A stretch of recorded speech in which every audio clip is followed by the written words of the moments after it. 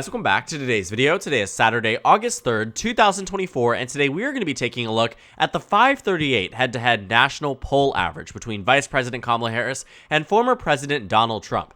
They finally released their head-to-head tracker 12 days into Kamala Harris's candidacy, 13 days actually marked today. A very, very tumultuous past 2 weeks for the Trump campaign, for the Harris campaign, of course, for the Biden campaign that turned into the Harris campaign, and a lot of new polling data out that shows that Kamala Harris now leads nationwide against former President Donald Trump by an average of 2 points nationally. Kamala Harris taking the lead marks a change from when she initially announced her bid for the presidency. When Joe Biden had decided to step out of the race, we found that at initial glance, Kamala Harris only ran ahead by 0.8%. But in the immediate aftermath, just days after the announcement, her numbers actually seemed to suggest a narrower race than 0.8%, showing her ahead by just 0.2%. But over the past week, she has taken the margin from 0.2% and expanded it to 1.5%. In a consistent upward trend financially, polling data-wise, every metric shows Kamala Harris on the up and up, and 538 continues to show that Kamala Harris is in a strong position nationwide relative to Joe Biden and just on average. Joe Biden, at this day that he decided to drop out of the race, saw Donald Trump with a 3.2% average lead nationwide. Joe Biden had dipped to roughly 40.2% of the national polling. It wasn't super strong for the incumbent president. Again, that's in direct contrast with Kamala Harris today at 45%.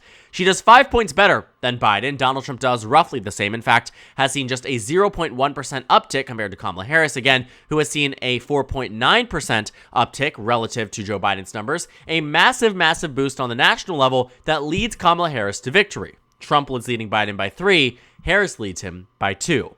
So in this 5-point swing, we're actually seeing it replicated not only on the national level, which is the main headline of this video, but also on the statewide level. A whole new set of polling averages have been released from 538, finally out there, showing her ahead in Michigan, Wisconsin, and Pennsylvania. Polling even in Nevada, and down just a point in Georgia, down just a point in North Carolina, and down just 2 points in Arizona. Now, this all matters because under a Biden head-to-head, Donald Trump was defeating Joe Biden by amazingly large margins compared to the 2020 election. When you take a look back at the 2020 election, sure, Kamala Harris is underperforming what we see in Pennsylvania, where she leads in the head-to-head by 0.5. Biden won it by 1.2. In Michigan, Biden won by 2.8. Kamala Harris leads by 1.8. In Wisconsin, however, she narrowly outperforms President Biden. But she underperforms him in states like Georgia, where she's down a point.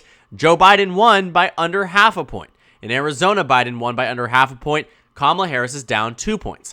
Biden won Nevada by 2 points. It's a tie. North Carolina, surprisingly enough, is nearly perfect. Trump plus 1.3. In 2020, Trump won it by 1.3. So for most cases, Kamala Harris is running slightly behind President Biden. But the good news for them is that they've built up a benchmark here where Georgia and Arizona could go to the GOP, and this map here would stand to solidify a Democratic victory.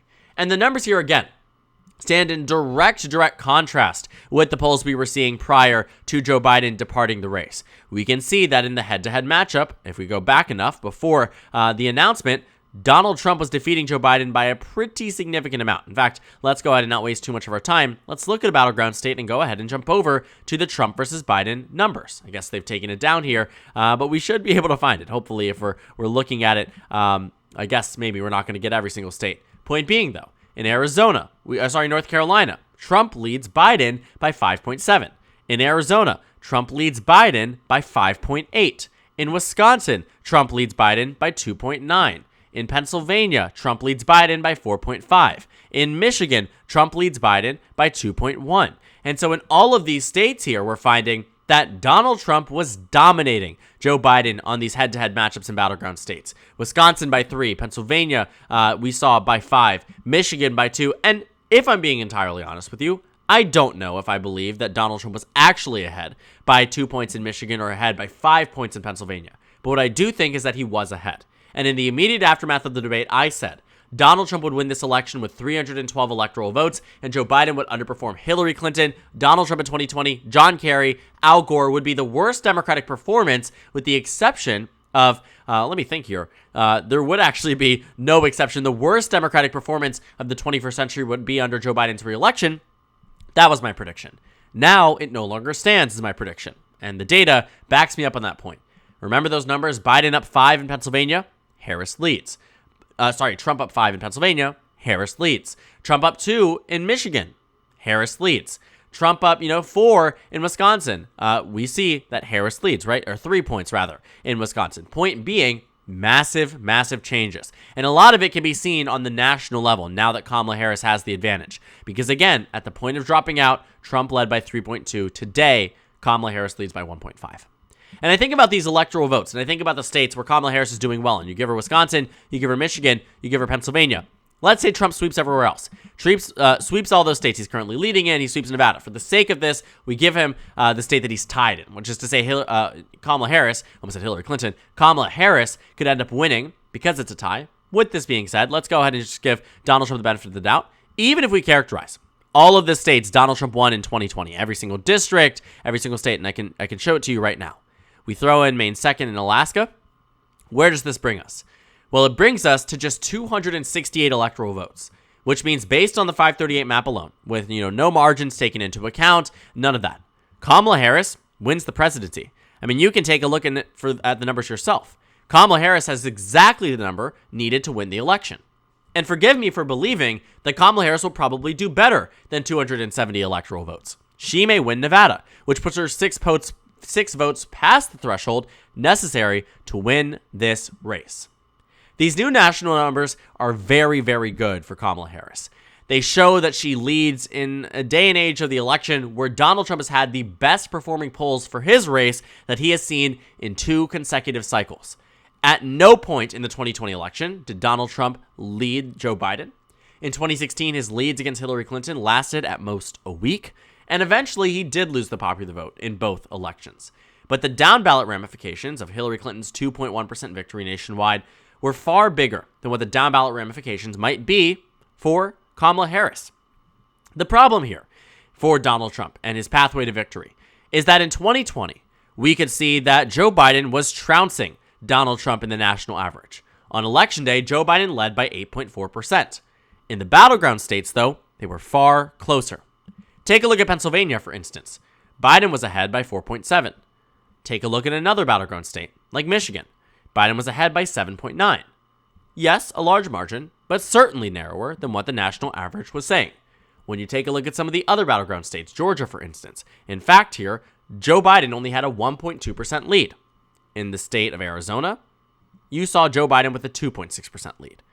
The consistent thing that we've noticed in these states is that Joe Biden always underperformed the national level, no matter the swing state. We can even look at some of these other states where Joe Biden should be doing better in, where he wasn't doing as well as he was in the national average. Point being that the battleground states in 2020 clearly showed that the nation was voting to the left of these states, and so they did. The nation voted to the left of Wisconsin, Michigan, Pennsylvania, Georgia, Arizona, Nevada, all these battleground states that went to Biden, that the country on the national popular vote, again, voted more for Biden than these battleground states did. This time around, we're seeing something different. Kamala Harris might be not doing as well in states like California or New York or hell, even Colorado, but she is doing better in these battleground states or running even with her national numbers, unlike anything we have seen for Hillary Clinton, Joe Biden, Barack Obama, and of course, Kamala Harris. She's ahead by more in Michigan than she is on the national average. Again, that's shocking because Michigan, in theory, based on what we saw in 16 and 20, should be voting to the left. National should be voting to the left, and Michigan should be voting to the right of each other. That may no longer be the case. And I think 2022 is a perfect example of how a circumstance like that may arise. Because in 2020, Biden won by 4.5% nationally, yet won Wisconsin by 0.6, yet won Michigan by 0.2, won Arizona by 0.3. So you'd think that any reduction in the national popular vote, like what we see for Vice President Harris, would be enough to say that this cycle, Kamala Harris would lose those states. But in 2022, you know what happened? Rather than these states, because Republicans won the popular vote in 2022 by 3 points nationwide. So Biden won by 4.5, Republicans won 22 by 3 points, a 7.5% rounding up to 8-point shift nationwide relative to 2020. Massive, massive rightward gains. So you would think. Yet Pennsylvania, which went to Biden by 1.2 and a 4.5% Democratic victory, went to the Democrats in the Senate election by 5 points. The other statewide election that was major, the governor's race, went to the Democrats by 15 points. Again, 3-point national lead for Republicans in the national popular vote. Georgia, another state where this comes in handy. Biden won by 0.2, won the popular vote by 4.5. When Republicans win it by 3, we saw Raphael Warnock win by 2. In Arizona, 0.3% margin of victory for Biden. Again, a 4.5% national popular vote victory. Republicans win that by 3, when Arizona, they don't actually. Lose the governor's race by a point and lose the Senate race by 5. The main takeaway, I think, that we learned from 2022 is that the national popular vote, as much as it has been historically an indicator of Democratic performance, may not always be that. Because what Democrats saw that pushed away their national popular vote numbers was a collapse in states like New York, where the national and roughly average there of voters in the state went from being a Biden plus 23 state to being a Democrat plus 5 state. California went from being a Biden plus 29 state to a Democrat plus 20 state. The reduction in the massively populous states does damage to Democrats on the national electorate. But in the swing states, Democrats actually came out ahead. And that's why I think we're seeing some numbers like this one. I do think there's a certain portion of the electorate that is turned off in key battleground states. Turned off by the Biden-Harris administration, turned off for whatever reason, but they don't feel that excited to vote the way they did in 2020. But the swing voters do. The swing voters are all in for Harris in a way they weren't in for Biden.